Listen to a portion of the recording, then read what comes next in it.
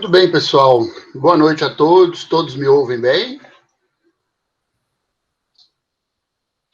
Ótimo, que bom. Bom, sejam todos muito bem-vindos aí ao nosso primeiro webinar, que vai tratar do impacto do Covid-19 nas vendas online, da nossa série Logística em Foco, que pretende fazer, obviamente, outros eventos dessa natureza, outros eventos que tratem desse assunto logística, pesquisa operacional, comércio internacional e áreas transversais à logística, né, para que a gente entenda um pouco melhor como a logística está se virando nessa pandemia, né, do Covid-19, como é que ela tem se segurado aí, uma vez que a gente vê que vários tipos de negócios têm partido aí para alternativas, têm enfrentado dificuldades, mas a logística, ao que tudo indica, tem se saído muito bem, até porque ela viabiliza outros negócios, né? Ela tem uma importância muito grande para servir a população. Eu coloquei um recadinho aí no chat que os alunos de graduação, principalmente aqueles alunos de graduação em administração, por favor, coloquem o nome completo, CPF e a palavra graduação, só para eu poder identificar os alunos de graduação e mandar a lista depois para a coordenação, para contar como horas complementares. As instruções estão aí no chat, é só dar uma olhada aí nas primeiras frases aí do chat. Não esquece de colocar aí, por favor. Não, tá ok? Sem mais delongas, eu gostaria de apresentar os nossos palestrantes de hoje, né, que muito nos honram com as suas presenças aí. O primeiro deles é o Silvio Lapena Ercole, diretor da LWA Logística, e também o professor Otacílio Moreira, diretor da OMC Consultoria. Eu, obviamente, vou passar a apresentação para eles, para que eles possam fazer as suas próprias apresentações, e depois começar um bate-papo com a gente aí, bem interessante. Eu vou passar primeiro a palavra para o Silvio. Silvio, gostaria que você se apresentasse aí, explicasse um pouquinho aí o que você faz, enfim, de forma sucinta, e aí depois a gente vai para o bate-papo logístico de uma forma geral. Tá? Obrigado pela presença mais uma vez, e mais uma vez obrigado pela presença de todos. Boa noite, professor Aurélio, boa noite, Otacílio. Eu queria agradecer muito esse convite, de participar desse evento tão bacana, e principalmente com um tema tão atual agora, né, que é a logística durante essa crise que nós estamos tendo aí. Então, meu nome é Silvio, eu sou diretor da LWA Logística.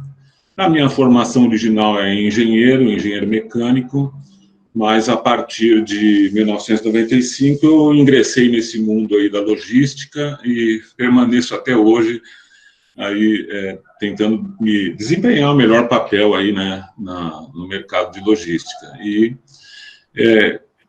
o negócio da LWA é um negócio de operador logístico, onde a gente trata as cargas secas e paletizáveis, de modo a atender o varejo. É uma empresa especializada na logística de varejo.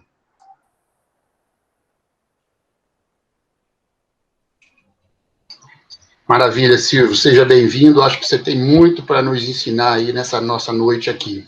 Eu vou passar a palavra agora para o professor Otacílio Moreira, né, que é professor e diretor da OMC Logística. Boa noite, professor Otacílio, seja bem-vindo. A palavra é sua. Boa noite, Aurélio. Boa noite, Silvio. Boa noite aos alunos. Boa noite aos amigos que atenderam ao nosso convite. É um prazer e uma honra estar com vocês para debater um assunto tão importante. Acredito que durante a discussão todos poderão não só acompanhar, mas também enriquecer com perguntas para que possamos esclarecer eventuais dúvidas ou acrescentar conhecimento àquilo que vocês nos perguntaram. A nossa formação original é também engenharia mecânica industrial. Sou também professor de matemática fiz um pós-graduação em Engenharia Econômica e um mestrado na Universidade de Buffalo, em Nova York, no período que estivemos trabalhando durante 2 anos e meio nos Estados Unidos, num grande projeto de implantação do ERP global. Ao me aposentar, fiz a minha consultoria, mas, só para aqueles que já me conhecem, eu tenho só de UF, acho que uns 35 anos, então está indo daí para um pouquinho mais, como professor convidado. É isso aí, Aurélio. Obrigado, Tacílio. Também acho que vai ser um bate-papo bem interessante. Bom, eu vou imediatamente devolver a palavra para o Silvio aí, para ele nos contar um pouco de como a empresa dele tem enfrentado essa crise, essa pandemia aí do Covid-19, que tem assustado muito diversos tipos de negócios, diversas empresas. Mas, como eu disse no início da minha fala aqui, a logística, de certa forma, está se saindo bem nisso aí, até porque ela é muito necessária. Então, Silvio, nos conte aí um pouco de como a sua empresa está trabalhando com isso, como é que ela está se virando com essa situação. Então, agora a empresa, né, a LWA, ela tem ela nasceu dentro do mercado de cosméticos já, né? Eu, quando vim para o Rio, já vim trabalhando com as empresas de cosmético, mesmo antes da LWA existir. Eu vim para esse mercado de logística, ainda sendo diretor de uma outra empresa, e só depois é que eu fiz a LWA, mas agora para meados aí 2015, 2014, né? E a gente tem um histórico dentro do mercado de cosméticos e vem atuando nessa área. Então, formamos, né, assim, uma carteira de clientes interessantes em cosméticos, e agora, com a entrada da pandemia, aí, a gente estava bem posicionado no mercado, porque, assim, esses clientes, que são, na maior parte deles, são fabricantes e são aqui do Rio também, eles fabricam os cosméticos aqui e transferem lá para a nossa empresa, e a gente fazia a distribuição desses cosméticos aqui para o território nacional todo. Então, quando entrou a crise que forçou a quarentena, a empresa tinha como foco principal o mercado B2B, né? Que quase todo mundo tinha como principal mercado, e algumas tinham até alguma coisa, investimentos em e-commerce, alguma coisa assim, mas assim, o foco era para o B2B. Com essa crise aí, a virada para o e-commerce foi assim muito rápida, e eles começaram a investir, né, nesse nicho de mercado aí que é o e-commerce. E a maioria deles também conseguiu passar a produzir alguma coisa, porque todas as empresas que produzem cosméticos, elas têm licenças, né, especiais da Anvisa e manipulam também produtos. Alguns deles já utilizavam álcool, então algumas empresas passaram a produzir álcool gel, o que também aqueceu as vendas, né? Então, esse foi um reflexo imediato no nosso mercado e no mercado de muitos outros operadores aí que também trabalham com as empresas de cosméticos, né? Imagino que isso deva ter refletido em todo mundo que está distribuindo cosméticos e produtos de higiene pessoal, né? Além de que também temos clientes de eletroeletrônicos, né, informática, temos outros clientes de outras áreas, que, por coincidência, também foram áreas que permaneceram fortes aí nessa pandemia. Então, para nós, é isso que vem acontecendo. A gente vem administrando um aquecimento e uma demanda maior do que era há 6 meses atrás, né? Foi nessa linha que a virada aconteceu. Interessante você comentar que várias empresas, então, da área de cosméticos já estavam mais ou menos habilitadas a fabricar o álcool gel, se eu entendi bem, Isso. e elas converteram parte da sua produção também em álcool gel, né? Abriram um novo nicho de mercado, obviamente, e deu mais trabalho para vocês da logística, para sua empresa, por exemplo, né? Exatamente. O nosso grande cliente, assim, em volume, né, de giro de mercadorias e tudo, o nosso grande cliente é a Getex, que talvez o pessoal não conheça com esse nome, mas aqui no Rio é muito conhecido, que é a Urca, né, os produtos da Urca, o sabão e sabão de lavar roupa, amaciantes, etc. Eles, exatamente, já produziam um tipo de álcool para limpeza, que foi só passar a produzir o álcool gel. E imagina o que eles não vendem de produto aí, principalmente os de lavar roupa e desinfetantes, que era todo faz parte, né, do leque de produtos que eles oferecem no mercado. Inclusive, nesse momento, eu estou fazendo também uma consultoria para eles lá em São Paulo, devido ao aumento de demanda deles também lá na fábrica, e a gente está trabalhando para aumentar o CD deles lá em São Paulo e implantar alternativas para poder aumentar lá tanto a produção como a expedição dos produtos, né? Então, foi muito interessante isso para quem estava posicionado nesse mercado aí. Muito, muito interessante. Silvio, você tem os números assim, de aumento da movimentação de carga na tua empresa? Eu não sei se você falou, não estava prestando atenção. Em percentual, pode ser. Sim, tem. Se você teve que fazer algum investimento para melhorar, para dar conta aí desse aumento de movimentação de carga.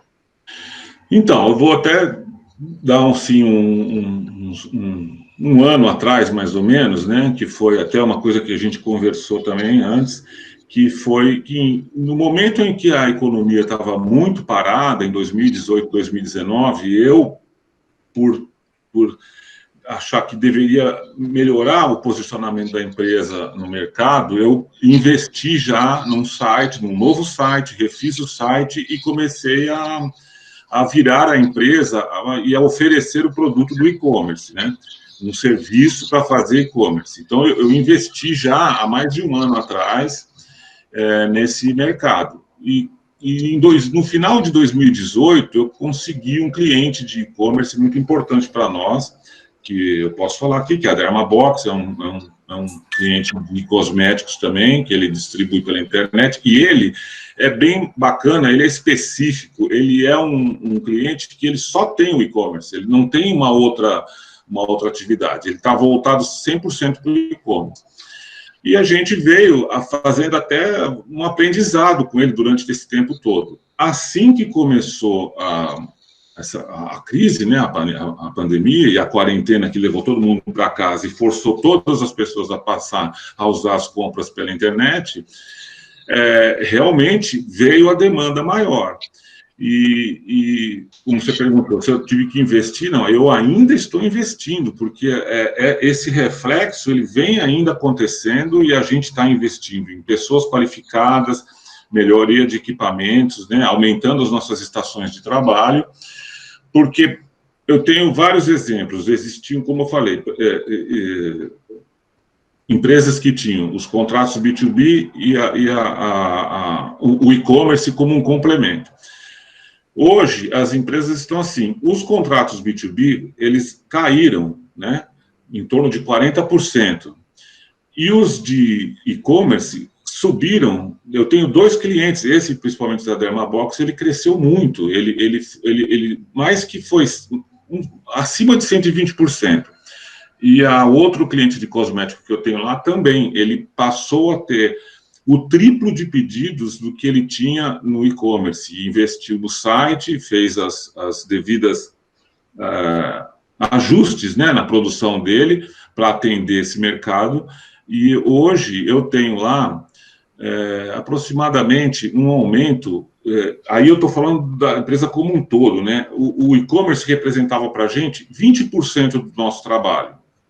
Aí eu nem estou falando de faturamento, é do trabalho, né? A movimentação dos materiais era 20% do nosso dia a dia ali. Eu aplicava 20% da mão de obra nisso. Hoje eu estou aplicando 60% da mão de obra no e-commerce. E no B2B eu reduzi bastante até pela complexidade que é outra, né? A complexidade do e-commerce é muito maior do que a do B2B, né? Exige muito mais mão de obra e muito mais velocidade na expedição. As coisas têm que ser expedidas no mesmo dia, então isso faz com que a gente vá buscar bastante recurso para poder atender essa velocidade do mercado. Certo.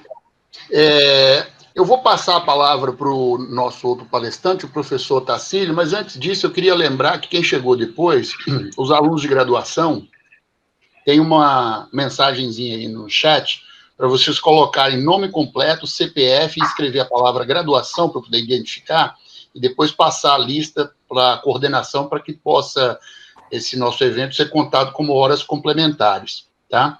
E os demais participantes podem colocar suas perguntas aqui no chat, que depois eu vou distribuir para os palestrantes, tá? Então, fiquem à vontade de escrever aí no chat, ok? Eu vou passar agora a palavra para o professor Tassílio, para que ele possa aí explanar um pouco para nós, ainda nesse tema, o Covid e a logística. Professor, a palavra é sua. Mais uma vez, boa noite. Eu entendo que a Covid, ela representa, nesse momento, um resumo da globalização, se a gente comparar o desrespeito cego da Covid por fronteiras.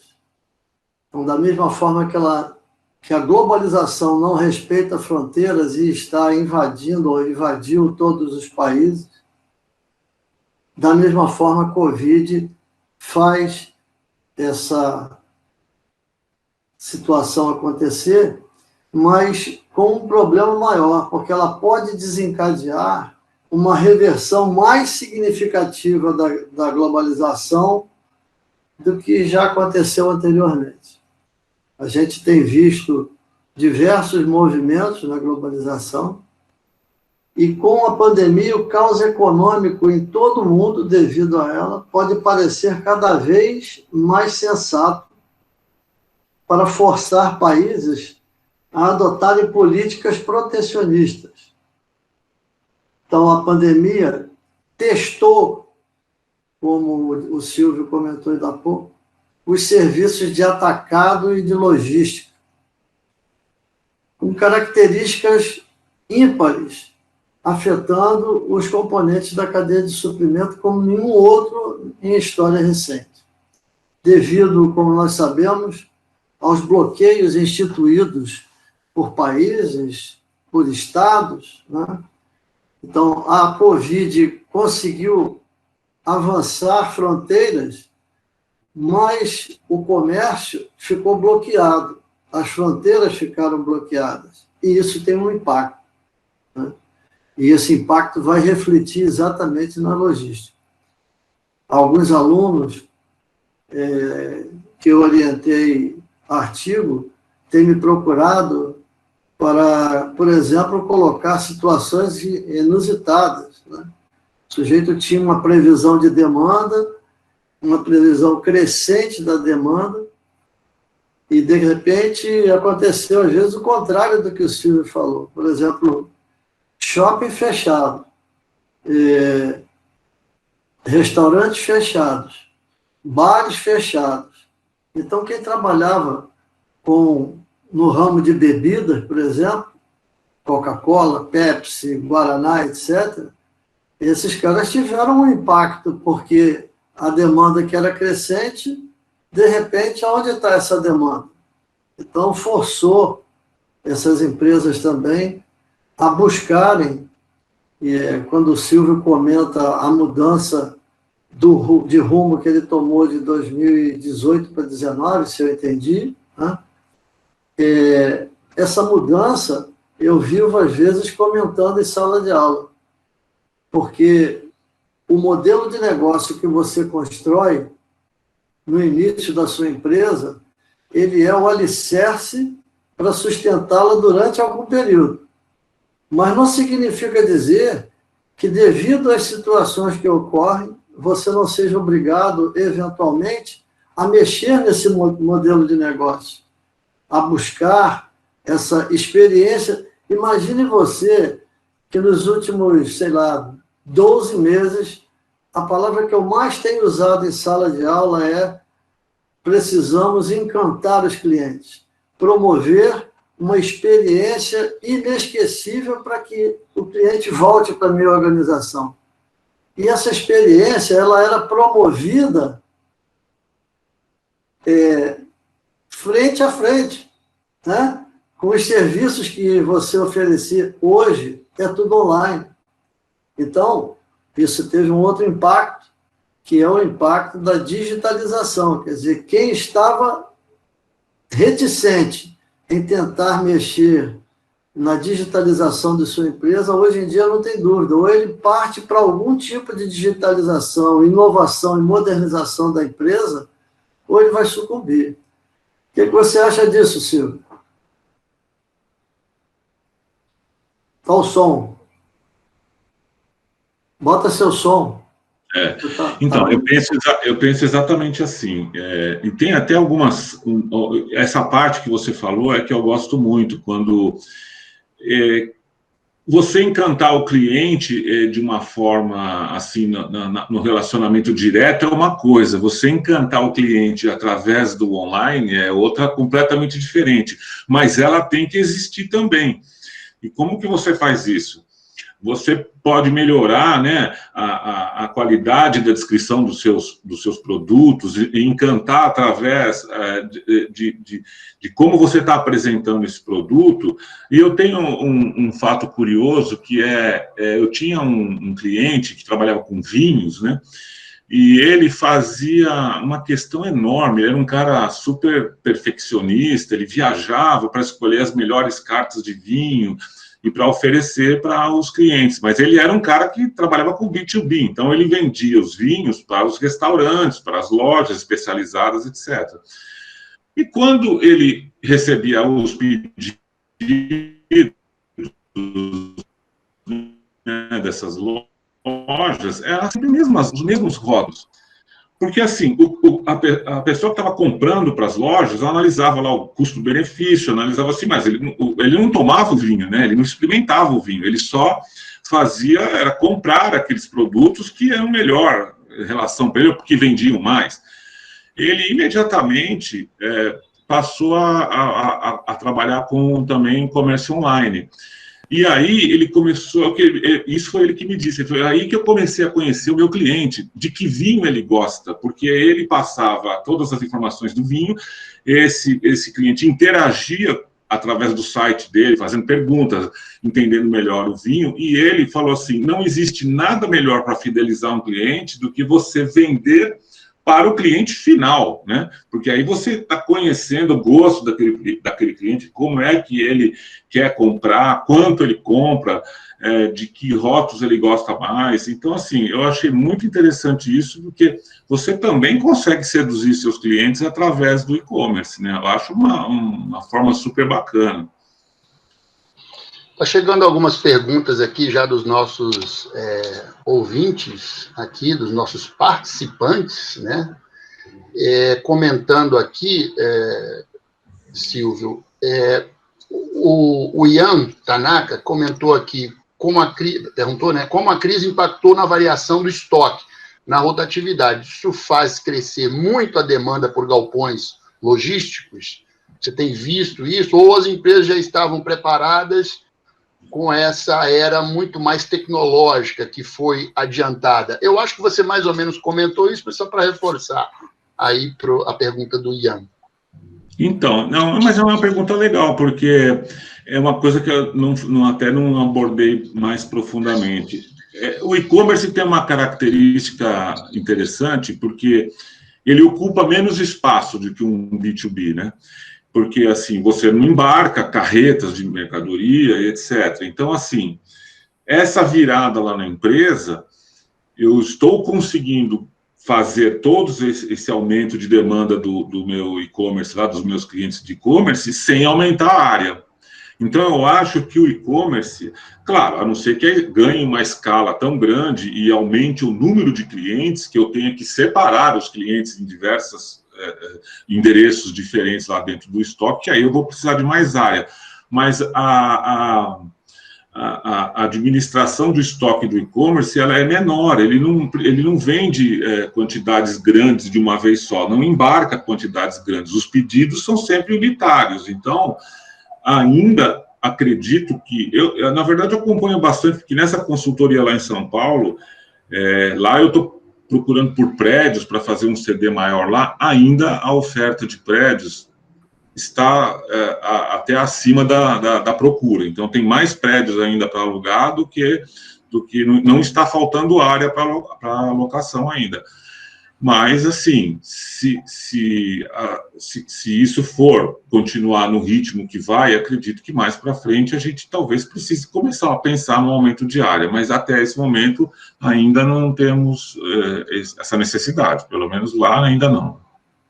Você tem tido problemas em relação à entrega? Deixa eu explicar por quê. Alguns alunos aqui estão colocando algumas perguntas aqui, mais ou menos similares. A Rafaela Siqueira colocou aqui.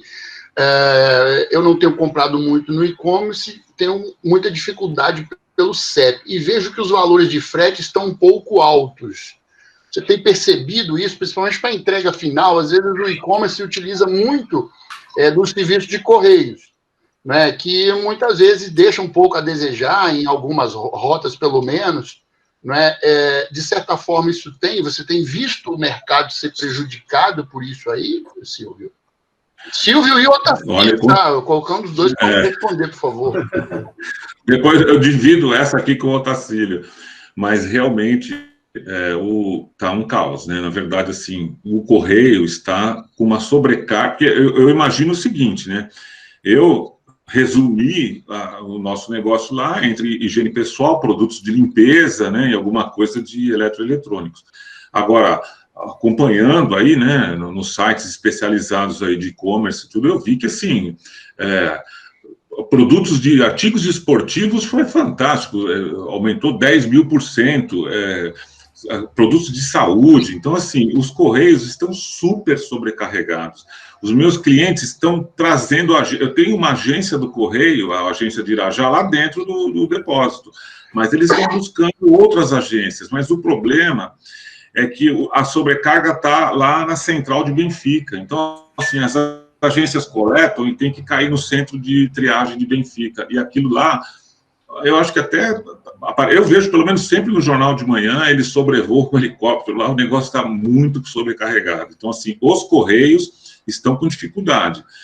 Os meus parceiros especializados em cargas, em pequenas encomendas, tem várias transportadoras aí conhecidas, ainda estão prestando um serviço com maior confiabilidade.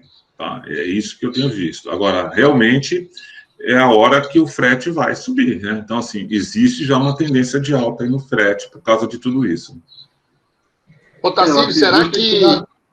Desculpa, pode falar. Será que o grande desafio aí do e-commerce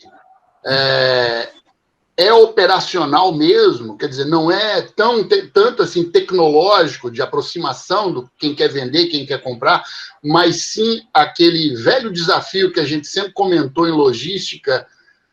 Eu, por exemplo, sempre comentei com meus alunos, acho que você também nas suas aulas, às vezes o pessoal é muito bom de vendas, é muito bom de eletrônica, mas é muito ruim de logística, né? Mais ou menos foi assim que o e-commerce começou. Quer dizer, ainda está com esse problema operacional? O que você acha? Eu acredito, Aurélio e Silvio, que, de novo, é aquele velho problema de oferta e procura, né? Então, quer dizer, à medida que você aumenta a procura pelo frete, né, a tendência natural é que esse frete cresça. Silvio, eu acho que ele não vai crescer, não. Eu acho que ele já vem subindo à medida que o mercado de transporte percebeu esse crescimento do varejo. Porque você tem uma exigência também, que é o tal do frete da última milha, né? Esse frete pela última milha é a excelência que essas lojas estão procurando para poder prometer com prazos menores a entrega dos seus produtos e evitar depender dessa situação do correio. Mas é praticamente impossível, porque no e-commerce, como que você vai fazer?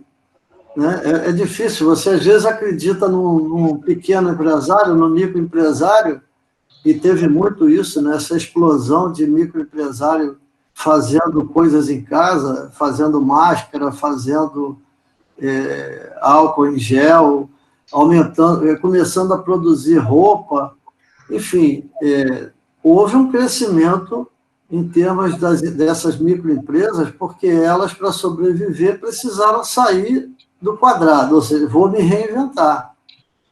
E assim, no início, eu tenho a impressão que muitas dessas microempresas acreditaram nas amizades, né? Então, por exemplo, vamos supor que você fosse uma pessoa que tivesse investido em alguma coisa e me ofereceu. Eu ia acreditar que, comprando de você, aquilo ia chegar nas minhas mãos, pelo menos no primeiro momento. Se não chegar, o que vai acontecer? Você vai perder credibilidade. E para ganhar credibilidade, ou você recorre ao correio, ou você tem um serviço de office boy, uma entrega de motoboy, enfim, né?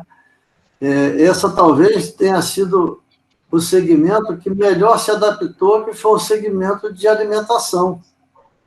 Porque, se utilizando dessas empresas menores, fugiram desse problema do frete e conseguiram oferecer um atendimento de excelência, porque todo mundo precisava se alimentar e não podia, às vezes, sair de casa. Então, esses serviços de entrega ajudaram muito a consolidar essa alimentação via delivery. Você tem muito conhecimento assim nessa área de frete da última milha? Tem sido muito requerido isso ou não? Então, Tacílio, lá o que eu vejo que eles procuram dar como alternativa para o cliente é exatamente isso. Você quer uma entrega, acho que todo mundo que compra na internet vê isso, né?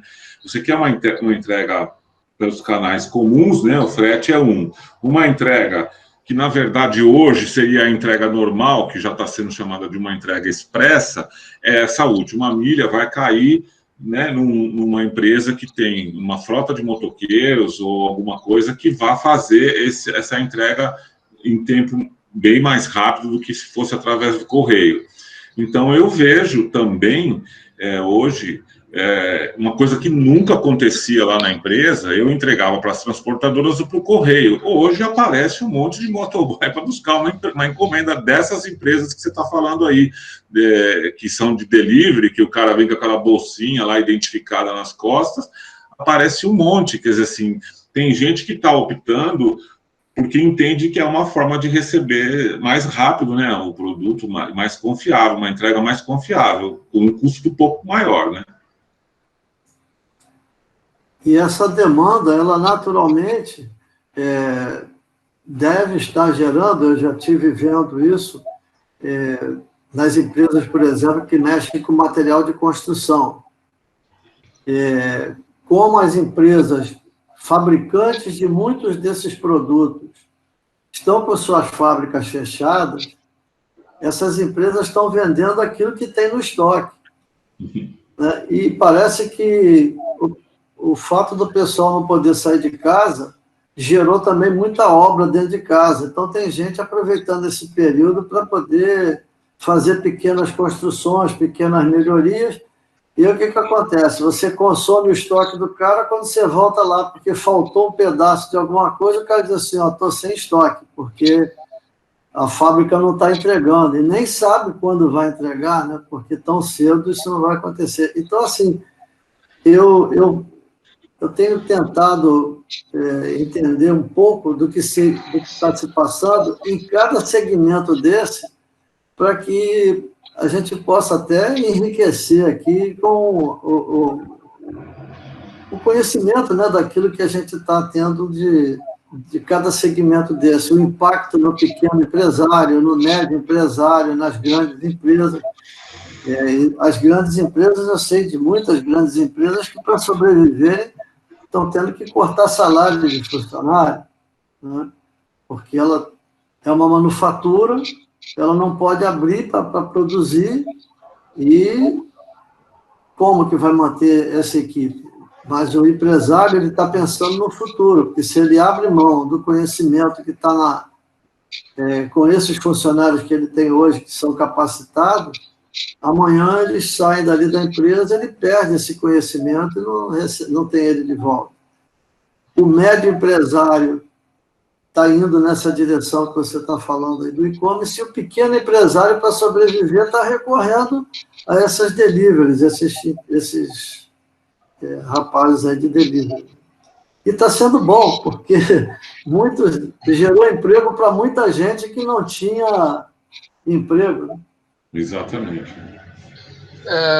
Eu tenho mais uma pergunta aqui do Vitor Martins, que pergunta assim, ó, a velocidade em ter que despachar os produtos no mesmo dia seria a maior dificuldade nesse momento, no e-commerce, ou a distância ainda é o maior obstáculo? Não, então, despachar no mesmo dia ainda não é um problema, porque a gente, tendo o produto lá no depósito, o sistema administra as quantidades e os endereços. Então, assim, quando você recebe o faturamento desse cliente, a gente separa esse produto de forma rápida, coloca, é conferido tudo eletronicamente, com código de barra, tudo, e é embalado e despachado. Então, assim, na verdade, o problema está depois que a gente despacha.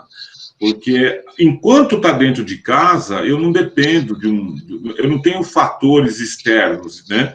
E quando você despacha o produto, aí começa a ter a falta de carro, a falta, porque a gente estava falando aqui da última milha, então, assim, demora a chegar lá. Se for pelo correio, vai cair numa malha super congestionada ali de triagem. Então, ainda é o depois do despacho que está sendo o maior problema, tá? Não é dentro do operador. Então, pegando carona aí no que você falou, o João Ricardo Volpe pergunta aqui como é que funciona o processo de fulfillment de e-commerce que a LWA propõe para os clientes parceiros. Pelo que você falou aí, a parte, depois que sai de casa, é que começa o problema, mas ainda é da sua responsabilidade, né? Exatamente. Quando você contrata o fulfillment, então, assim, a gente provê, inclusive, as integrações, né? Então, assim, se ele tem um negócio, ele tem um sistema, um RP para fazer esse negócio. Normalmente, aí, a maior parte das empresas usam esses ERPs aí, que em qualquer página da internet você vai ver uma série de ERPs que são voltados para o e-commerce. Eles são muito fáceis de integrar, né? Então, assim, a gente integra esse ERP com o nosso WMS, que é o nosso sistema de administração de depósito, né? Warehouse Management System. Então, assim, você integra com o WMS, quando ele fatura, a gente usa o XML da nota, né? Essa linguagem um pouco mais assim, mas assim, é aquele arquivo, né, que sai lá da Receita Federal e que cai no nosso sistema, e o dele também interpreta tudo isso. Isso gera as listas de separação, a gente separa tudo isso, e depois geram-se, na hora da expedição, depois da embalagem, do packing, que você coloca lá a nota fiscal naquele plástico, tudo isso é feito pelo operador logístico. E aí você despacha, é gerado nessa hora as etiquetas com os códigos de rastreabilidade. O correio tem os dele, as transportadoras têm também. E essa rastreabilidade cai para o nosso sistema e a gente vai transferir, ou ele pode também... porque o correio tem isso, né? Tem lá onde você pode fazer um contrato direto com o correio, que você vai cair, todas as etiquetas e as rastreabilidades caem lá no seu sistema. E ele acompanha a entrega do produto dele até o cliente final, né? Ô, Tacílio, o Sérgio Silvestre, ele comenta aqui, ó, reparei que mesmo tendo passado quase 90 dias de fechamento, muitas lojas parecem não ter um plano B para continuar a venda online. Por exemplo, a Decathlon está com falta justamente de produtos para ginástica. Além disso, poderia vender online para retirada na loja. Isso não tem ocorrido com várias outras grandes lojas. Comenta isso, por favor, aí, Otacílio. O que você acha aí que está acontecendo com essas grandes, principalmente a Decathlon, né? Roupas para ginástica, imagina. Eu enxergo assim. Se você voltar no tempo, uns 2, 3 anos atrás, ainda era possível você enxergar a mesma loja, às vezes a mesma loja com 5 franquias no mesmo shopping. Ou seja, a mesma marca com 5 franquias. Eu não conseguia entender isso. Eu digo assim, gente, não é possível, o cara está competindo contra ele mesmo. Né? E... tudo, então, né? Um em cada andar. Uma grande rede aí, né? Exatamente. É um em cada andar do shopping. Por que eu estou competindo, hein? É difícil da gente entender qual é a estratégia desse negócio, mas a estratégia, se é deixar abrir franquia para todo mundo ter o produto para vender, né? Mas isso, de certa forma, faz o quê? Faz um efeito contrário, né? Porque provoca, no sentido da manufatura, o famoso efeito chicote. Porque dá a impressão que, na ponta, você está com uma demanda extraordinária. Mas quando você entrava nessas lojas, de segunda a sexta, vazias. Sábado e domingo, um ou outro curioso, mas como era a mesma loja, no mesmo lugar, você até escolhia, né? E, às vezes, escolhia porque você encontrava alguém que te atendia melhor, ou que arrumava um presentinho para te dar para você estar ali na loja, enfim. Ele começou a fazer coisas para inventar como vender. Aí, o que aconteceu? Quando você chega no final do processo, a partir de um determinado momento, e acho que aí houve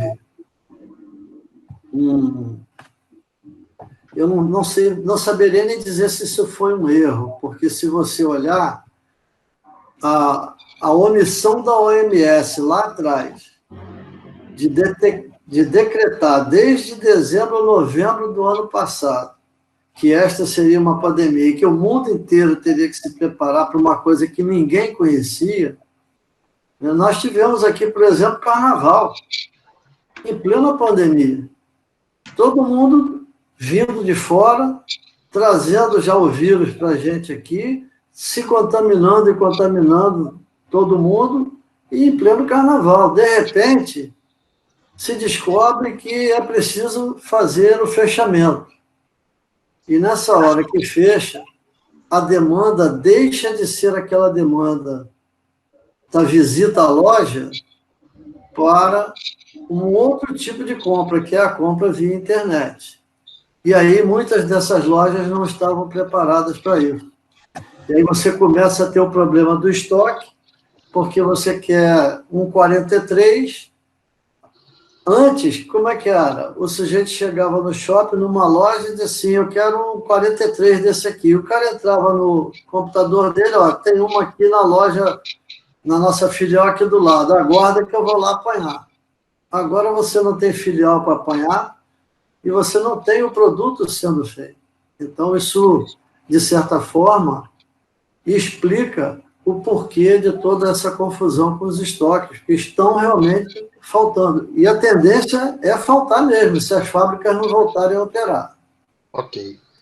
Ô, Silvio, a Mirelle, aqui, ela está preocupada com uma coisa interessante aqui. Eu vou resumir a pergunta dela, ela fez um comentário grande aqui, mas é o seguinte, a dinâmica de lockdown e flexibilização entre a capital e as cidades, ela é diferente, cada um adota uma postura diferente. Como as empresas têm trabalhado isso quando elas têm que entregar em cidades onde tem lockdown, não tem aquela coisa toda diferenciada, pensando nesses atores todos diferentes aí, e principalmente pensando-se no prazo, cumprimento de prazo e satisfação do cliente. Essa é uma parte da pergunta dela. E a outra parte ela se refere a uma questão muito específica do roubo de cargas, que a gente viu uma queda aí de aproximadamente 17%, mas ainda é uma coisa que afeta o transporte de cargas aqui na região metropolitana do Rio de Janeiro, sobretudo?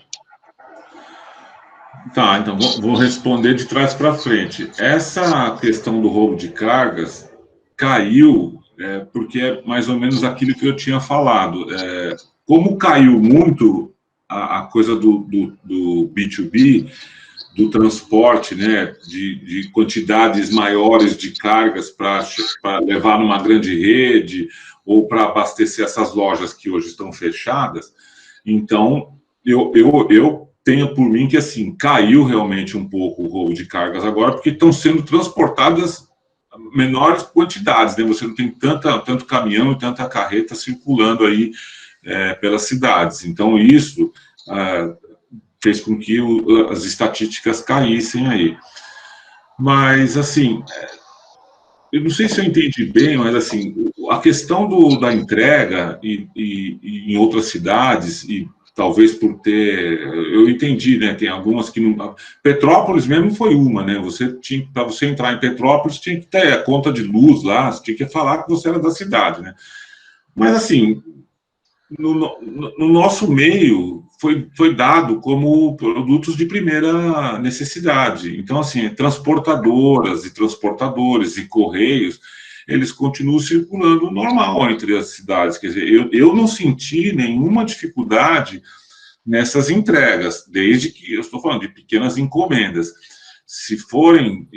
As outras, eu acho que até pararam de existir, porque como as lojas estavam fechadas, elas não estavam recebendo mercadoria. Agora, essas que são feitas pelo e-commerce, elas não estão sofrendo nenhuma restrição, não, que eu saiba, pelo menos.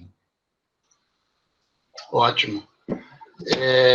Alguns colegas aqui até comentam que antes da pandemia o Correio já não estava dando aquela vazão costumeira, né? Agora, então, que ficou sobrecarregado, principalmente com essas questões relacionadas ao e-commerce, ficou mais difícil ainda. E, principalmente, porque o Rio de Janeiro, não só o Rio de Janeiro, todas as regiões metropolitanas das capitais, têm áreas de risco, onde o Correio, de fato, tem dificuldade em entregar algumas coisas, né? Aqui no Rio não tem sido diferente, claro, né, Silvio? Não tem. Aqui tem... como a gente tinha comentado, quer dizer, as centrais de triagem, né, elas estão absolutamente sobrecarregadas.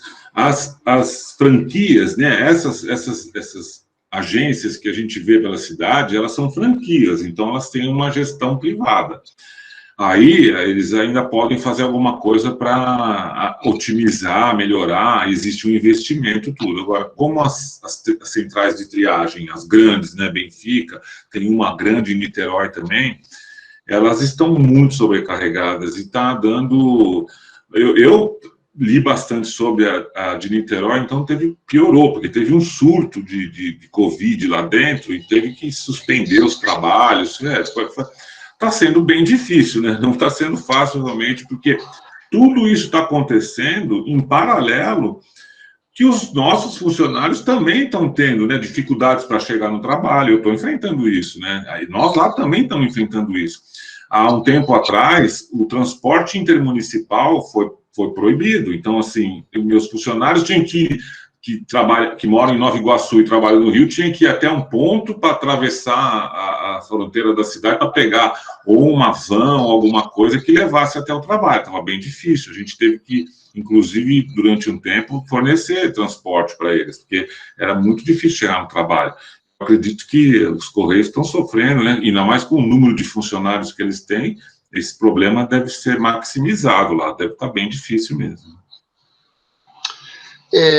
Otacílio, olha só, o Edson Veras, ele faz uma pergunta aqui interessante que eu vou, se ele me permite, eu vou até complementar a pergunta dele. A gente já está vendo em outros países o Uber expandir os seus serviços para o serviço de transporte de cargas também, né? Só de transporte de passageiros, começa o transporte de cargas.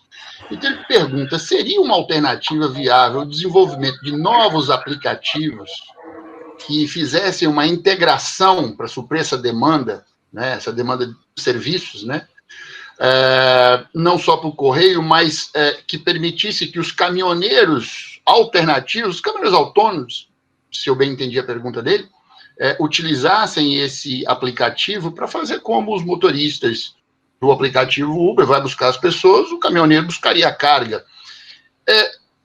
Aplicativos dessa mesma natureza do Uber, você acha que seria uma boa alternativa? Seria uma alternativa viável aí, Otacílio? Eu acredito que sim. Até porque a gente veio observando a Amazon, ela é um exemplo claro de investimentos em todas as direções logísticas, né? Se você tem condições de pagar, ela tem a conta do cliente Prime, que ele pode estar onde estiver, que ele pega o avião dela e leva. Ela já está investindo essa última milha, ela inclusive ela está reduzindo a última milha para ficar mais próximo ainda do cliente, para usar drone, para usar carro autônomo. Elétrico, autônomo. Exatamente. Então, eu acho que será uma coisa natural, né, que novas soluções de prestadores de serviços surjam através de aplicativos.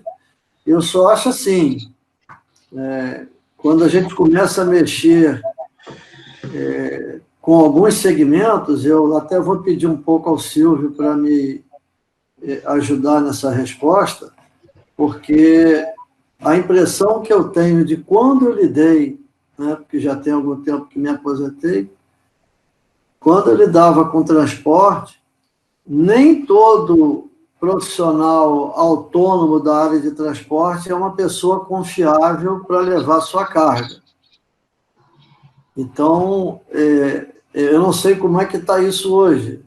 Silvio poderia talvez me ajudar. Quer dizer, se o fato de você hoje ter essa demanda enorme, se você tem as transportadoras, mas tem também os prepostos dessas transportadoras, que, de repente, é uma pessoa que conhece alguém da transportadora, se oferece para fazer, ou mesmo essa pessoa autônoma direto fazendo o frete. Se isso já melhorou, se já está mais confiável.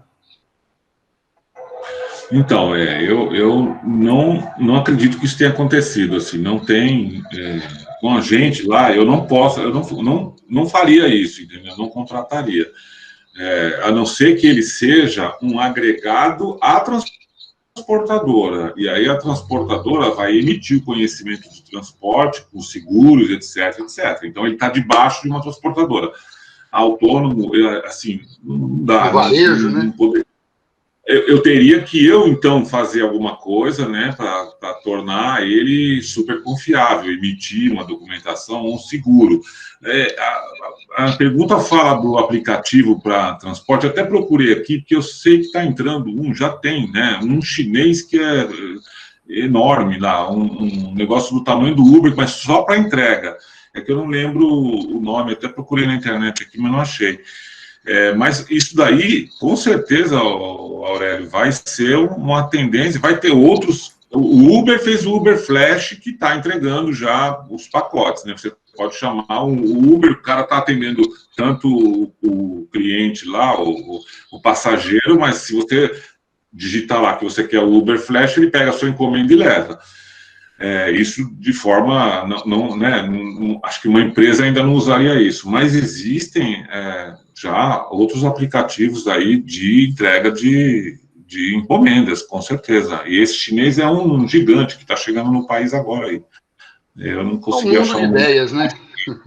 Isso, também acho. É um mundo de ideias, né? Eu tive numa palestra, eu tive num evento onde o pessoal está testando, eu não me lembro se é na Suíça ou na Finlândia, eles estão testando uma coisa do tipo, você vai trabalhar, deixa seu carro estacionamento público, por exemplo, ou no aeroporto, por exemplo, pega um avião, vai para São Paulo, resolve, volta. Na hora que você volta para casa, você tem um aplicativo onde esse aplicativo faz uma centralização, distribuição de cargas.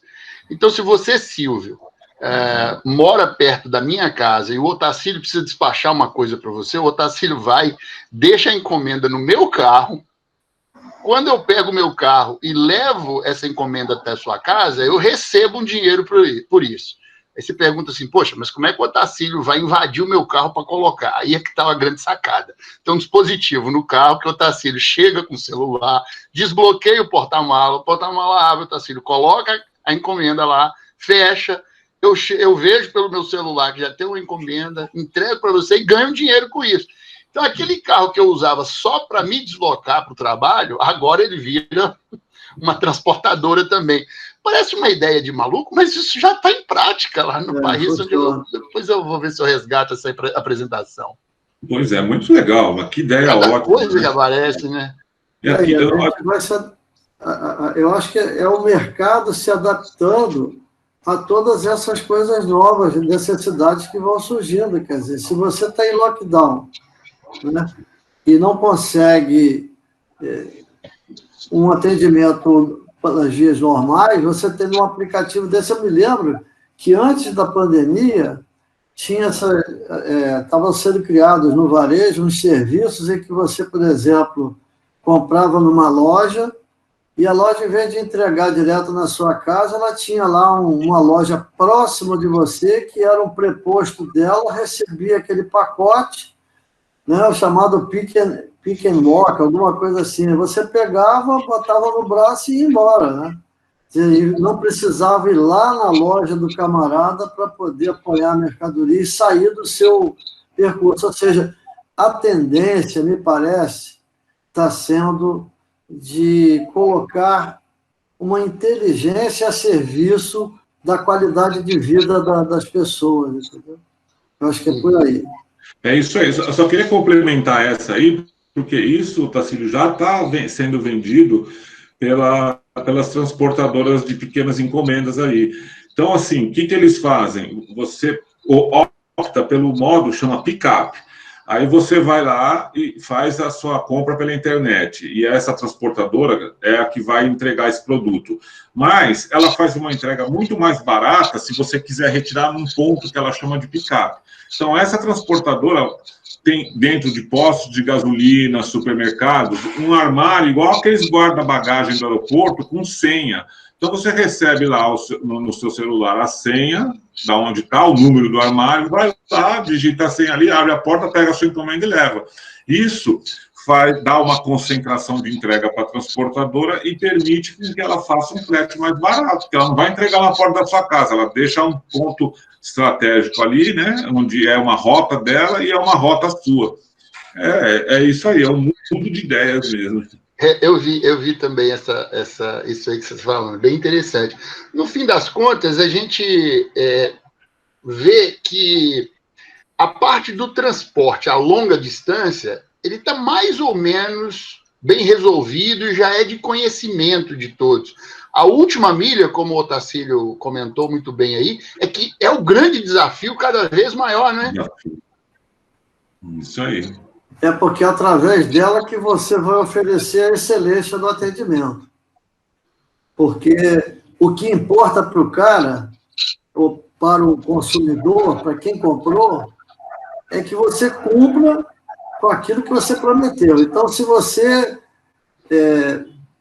torna mais difícil o atendimento, tipo, se você está numa longa distância e vai levar muito tempo para chegar até ele, né? Você vai ter problema, porque você pode pegar trânsito, você pode pegar barreira de policial dizendo, aqui nesse bairro não pode entrar porque está em lockdown, ou aqui não pode isso, aqui não pode aquilo. Então, no meio dessas restrições, quanto mais facilidade você tenha para oferecer a quem compra, a quem adquire, menos problema você tem do cara ficar esperando a entrega e ela não acontecer. Já foi para o correio, tem 15 dias, tem um mês que está na mão dos correios. Isso não adianta mais, porque o consumidor, ele não tendo uma boa experiência na compra com a tua loja, ele não volta na próxima. Com certeza ele não volta.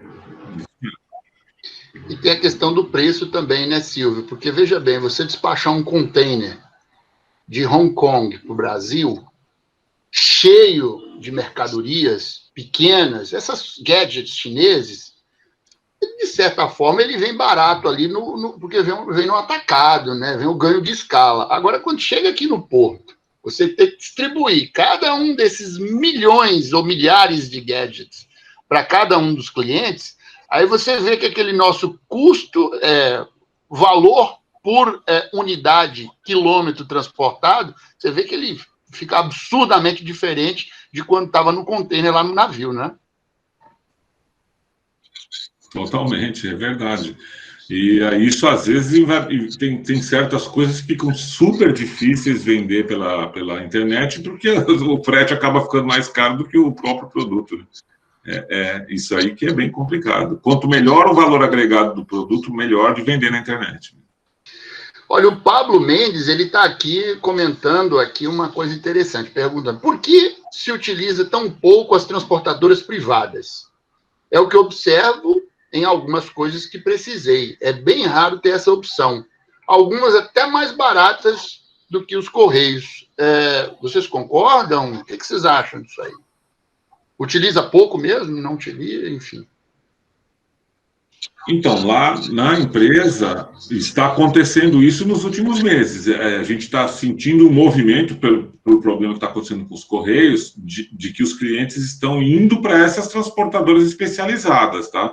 Então, assim, elas vão crescer muito, e vão se estruturar e vão ser concorrentes diretos do Correio, até porque a tabela de preço delas é mais atraente do que a tabela do Correio, tá? E os prazos nem se fala. E eu acredito que isso só vai começar a crescer daqui para frente. Quanto mais crescer o comércio online, mais players vai aparecer nesse nicho aí, que é a entrega mais especializada, né? E mais estruturada. Eu acho que isso aí é uma questão de tempo para aumentar bastante, né? Não sei se você concorda, Tacílio. Pelo que eu tenho acompanhado, né, alguns anos atrás, houve uma tentativa, tanto da FedEx quanto a UPS, se estabelecerem como concorrentes do Correio. Mas bateram de frente com uma série de problemas que o governo, obviamente, entre dividir o bolo dos Correios com alguém e manter o bolo, ele vai tornar difícil isso, né? Então, eu acredito que à medida que eles não, durante essa pandemia, eles não estejam fazendo um papel adequado com os seus clientes, vai abrir espaço efetivamente para se pensar em alguma coisa, né, para poder dividir essa fatia de bolo e melhorar esse atendimento. Eu acho que é uma consequência natural de quando você nota que a empresa não está fazendo um bom serviço, está prestando um bom serviço. Olha só, o Matheus Azevedo... Isso mesmo. Desculpa, Silvio, pode comentar, por favor. Não, é isso mesmo. Eu só ia dar um exemplo, acho que da Alemanha lá, que todo mundo conhece, né? Que a DHL, o Correio virou DHL, pronto, aí acabou, não tem mais. Então, assim, é o futuro, eu também acho. Bom, o Matheus Azevedo, ele comenta aqui, ó, com os lockdowns e abertura do comércio, nós temos uma venda irregular, né? Principalmente com efeito de demanda reprimida. Tendo em vista esse cenário, como deve ser feito o planejamento de estoque para os próximos meses? Temos que considerar esse período de quarentena como um outlier? Ou será o novo normal, Silvio? O que você acha? O Tacílio também. Então, eu perdi o comecinho da pergunta lá, quando você falou alguma coisa... Dá para você repetir só o começo? Vamos lá. Claro. Com os lockdowns e a abertura do comércio, temos uma venda muito irregular, principalmente com efeito de demanda reprimida. Como é que deve ser feito, então, o planejamento de estoque para os próximos meses? Devemos considerar esse período de quarentena como um outlier, ou será que isso vai ser uma rotina, vai ser o novo normal?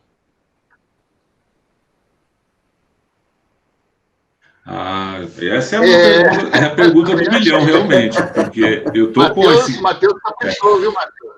Essa daí é boa, porque... Caprichou, porque o que acontece? Lá em São Paulo, nessa consultoria que eu estou fazendo, houve uma aposta do proprietário lá, que é um grupo, né? Um grupo que fatura 5 milhões por dia de mercado. É um negócio grande, vai abrir o capital agora.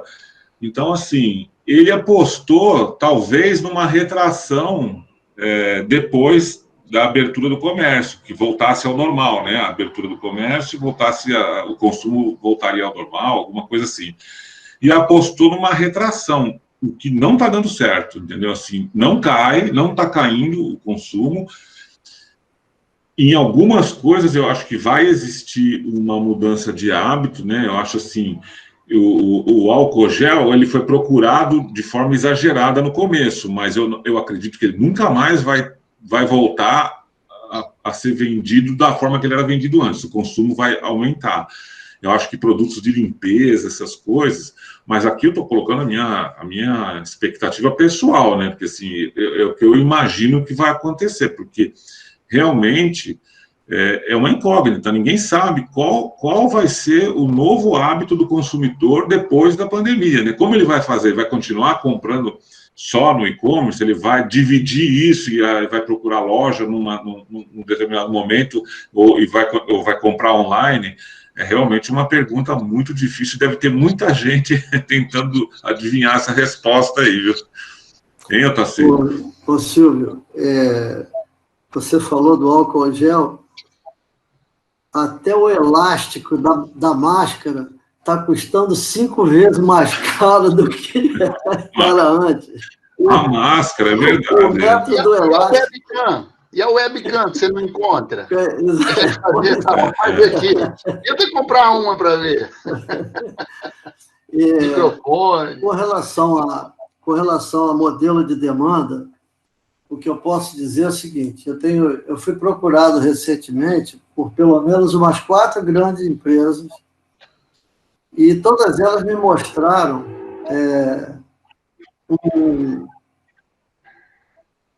um modelo que eles estavam trabalhando de uma consultoria que foi feita em 2016, 2017. Aí eu disse assim, amigo, olha só, além do modelo que foi desenvolvido, ele só ter valido para aquela época, hoje, esse modelo tem que ser testado, é outro modelo. Né?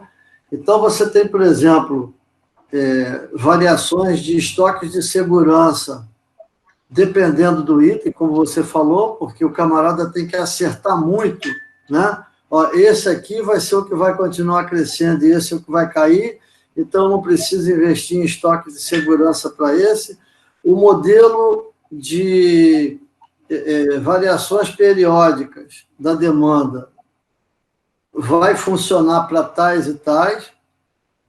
O que eu posso dizer é que, assim, existem algumas empresas investindo em modelos de previsão de demanda baseados em aprendizado de máquina. Né?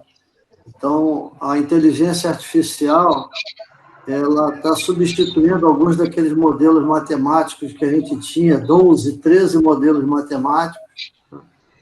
Então, você alimenta o robô lá com essas informações todas, com os diferentes modelos, e ele vai fazendo testes, até que ele se aproxima de um valor da tua demanda. Então, assim, as técnicas de previsão de demanda, elas estão evoluindo uma barbaridade, mas nenhuma delas possui sensores ligados na cabeça de quem vai consumir o produto.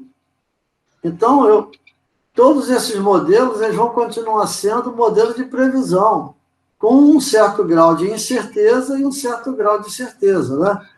E da mesma forma que nós estamos aprendendo a conviver com a pandemia, né, nos ajustando, tentando ter segurança, fazendo isolamento social, enquanto se busca uma vacina, não se sabe se vai surgir ou não, quanto tempo nós ainda vamos ter nisso. Então, é a mesma situação da demanda. Eu acho que cada empresa, nesse instante, tinha que estar com muitos especialistas nessa área, estudando exatamente como mexer com os modelos que existem atualmente para que eles possam trazer alguma segurança no curto, médio prazo. No longo prazo, esquece, ninguém vai ter bola de cristal para adivinhar o que vai estar acontecendo em março do ano que vem. Eu espero estar comemorando 50 anos de casado, mas nem sei.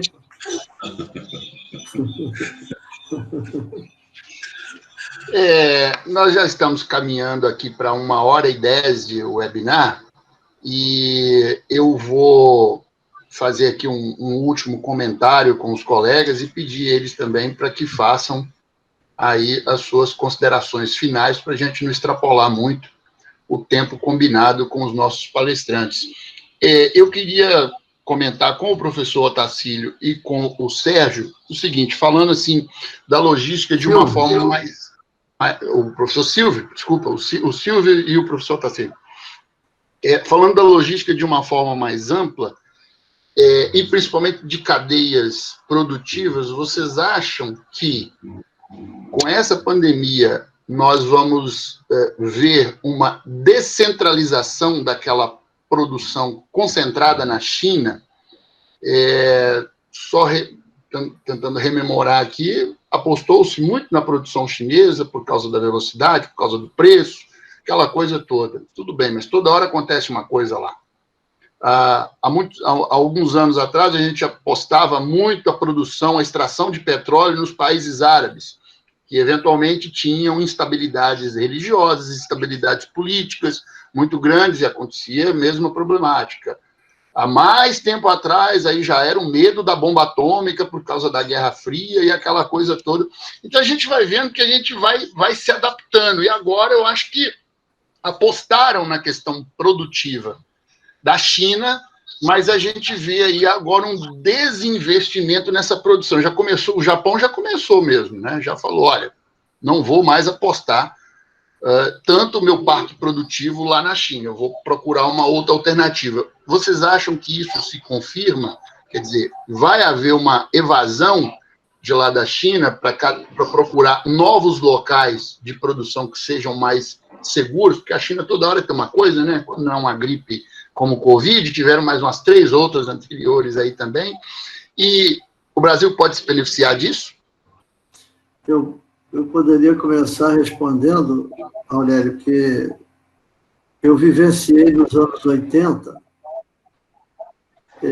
essa busca das empresas globalizadas por uma coisa chamada low cost country, ou país de mais baixo valor, mais baixo custo. Então, como você falou, né, esse país de mais baixo custo, por exemplo, os americanos investiram muito no México, que estava ali do lado. Tinha um presidente que, quando visitei, nesse projeto que eu fiz parte lá nos Estados Unidos, que eu visitei o México tinha construído quase que uma cidade só de prédios de empresas americanas e de fábricas americanas que estavam migrando para ali. Quando veio a história de, na Índia e na China é mais barato, os caras não hesitaram em largar os prédios vazios para lá e rumar para a China e para a Índia. E lá eles fizeram uma outra estratégia. O chinês, quando ele começou a sentir que o americano estava migrando para as fábricas dele, ou estava colocando fábricas lá, ele começou a trazer profissionais com expertise para treinar os chineses. A Índia fez a mesma coisa, para que essas empresas elas ficassem com toda a tecnologia e conhecimento do produto. Então, quando eles fizeram isso, o americano percebeu isso tarde demais. Quando ele percebeu, ele disse assim, caramba, deixamos na mão dos caras toda a nossa tecnologia, conhecimento e todo o produto. Eles agora viraram nossos concorrentes. E estão fazendo melhor do que a gente. Aí, acho que deve ter sido mais ou menos no meio do governo do Obama, eles começaram a fazer o que o americano chama agora de reshoring. Eles fizeram o offshore, que foi mudar para esses países com mais baixo custo, e o reshoring é trazer para dentro dos Estados Unidos de novo as suas empresas. Buffalo, que foi onde eu fiquei, em Nova York, tinha 2 siderúrgicas e não sei quantas fábricas, todas fechadas. Um desemprego em massa, um monte de gente no meio da rua, né? Isso lá pelos anos 90. Então, eu acho que agora o que está acontecendo é esse despertar. Porra, ficamos na mão de um cara só, nós temos que fazer alguma coisa. E aí, quando você pergunta se o Brasil pode se beneficiar, eu diria que pode, e deve, né? Nem que seja, de novo, no meio do caminho, fazendo parcerias com quem possa trazer de volta para nós conhecimento, tecnologia, investimento na indústria, gerando empregos e novos profissionais, que dê ao país uma saída para os problemas que a gente tem vivenciado nos últimos anos. E você, Silvio, o que você acha?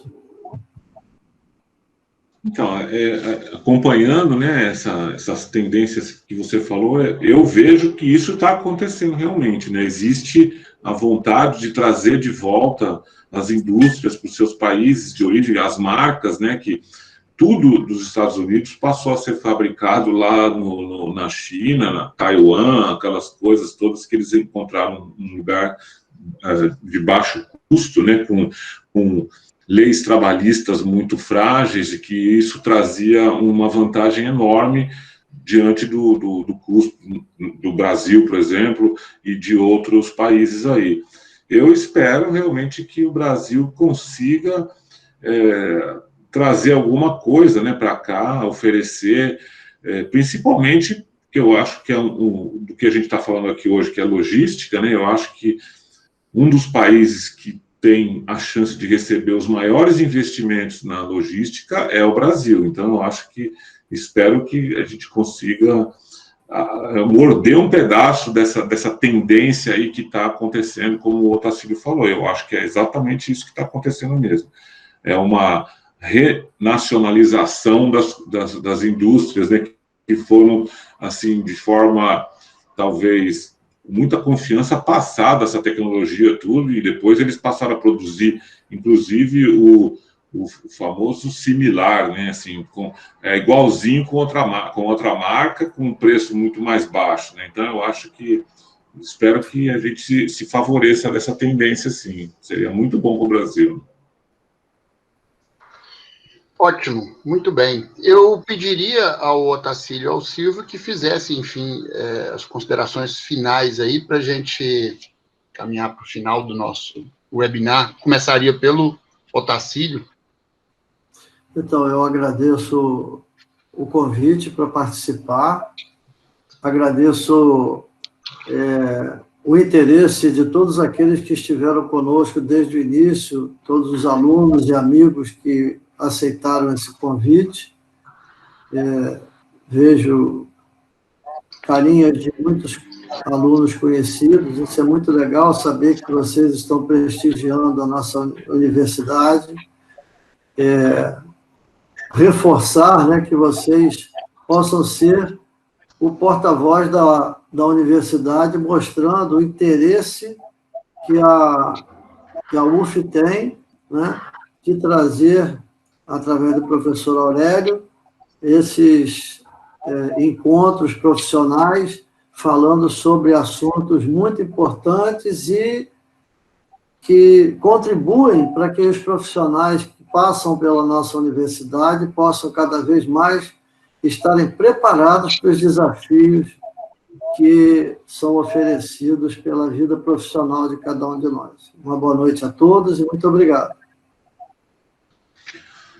Então, eu queria também deixar um recado que eu sei que o Otacílio compartilha isso comigo, é uma coisa que eu falo muito na minha empresa.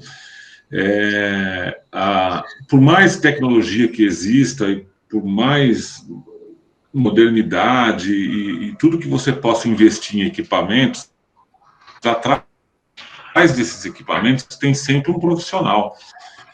E é isso que a gente está fazendo aqui, né?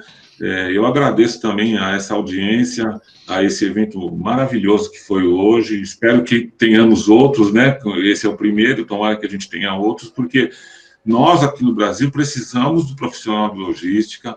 É ele que está atrás do computador, é ele que está atrás do coletor de dados, é ele que está fazendo a operação, que está atrás da empilhadeira, que está atrás de tudo. Então, assim, não adianta você comprar um monte de equipamento, porque, assim, o que eu falo lá, que o nosso produto é a nossa equipe, né? Eu não vendo produto nenhum, né? A minha venda é serviço, e o serviço é feito por pessoas.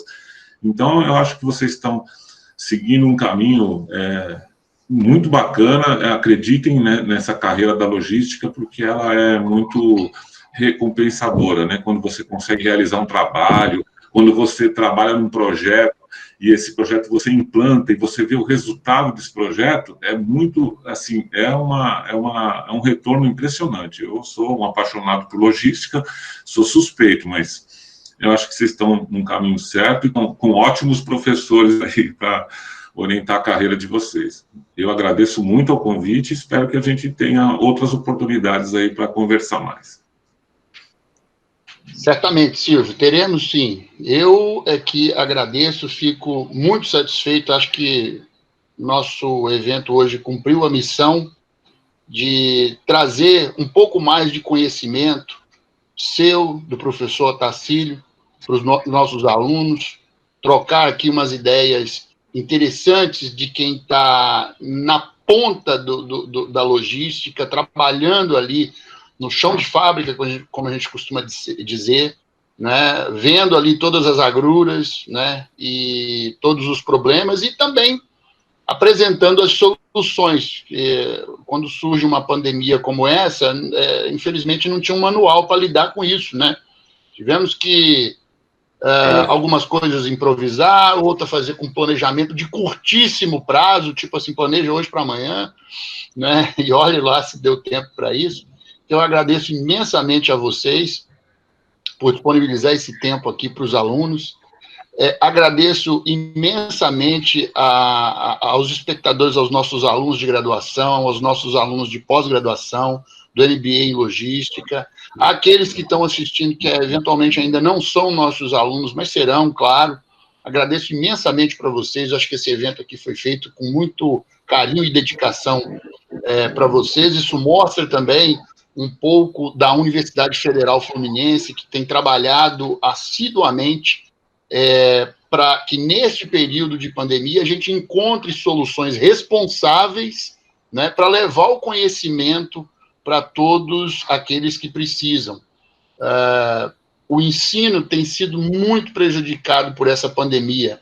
Ninguém seria irresponsável de colocar numa sala 40 alunos, 50 alunos, 30 alunos que fosse, e um professor para ter aula normal e depois sair lá todo mundo eventualmente infectado, levar para suas famílias esse vírus e tudo mais. Então, a gente tem feito isso de uma forma bem responsável, a UF tem trabalhado nisso, nosso reitor é médico, deve saber do que está falando, né? Então a gente confia bastante nisso aí, mas não para de trabalhar, né? A gente tem feito aí, o professor Otacílio tem participado junto comigo aí, junto aos alunos de MBA, de diversas atividades, palestras, cursos, aulas, e aí tivemos essa ideia de fazer essas sessões de webinários, onde nós traremos mais palestrantes com o mesmo calibre do Silvio aí, para poder nos ensinar um pouco mais de como fazer logística, porque a gente realmente tem muito que aprender. Eu agradeço a todos vocês que ficaram até agora nos prestigiando aí, e, por favor, fiquem ligados aí, porque voltaremos com novidades aí, tá ok? Muito obrigado a todos e boa noite.